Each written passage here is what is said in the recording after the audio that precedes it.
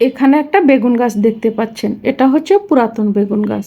অনেক ডাল হয়ে গিয়েছিল আর প্রচুর মিলিবাগ পোকা ধরেছিল, তাই আমি পুরাতন ডালগুলো কেটে দিচ্ছি।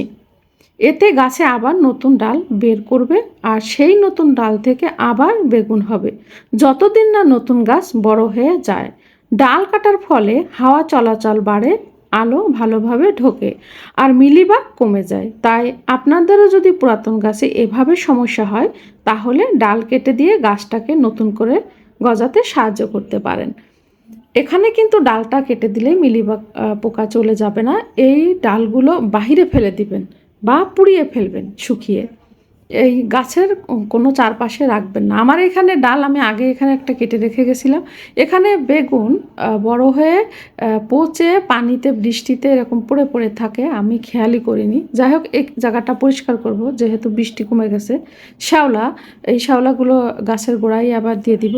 অনেক পিঁপড়া থাকে, সেক্ষেত্রে পিঁপড়া মারার ওষুধও দিব।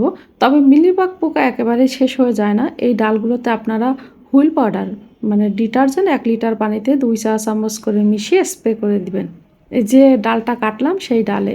আবার মাঝে মাঝে আপনারা নিম পাতা শুকিয়ে গুঁড়ো করেও দিতে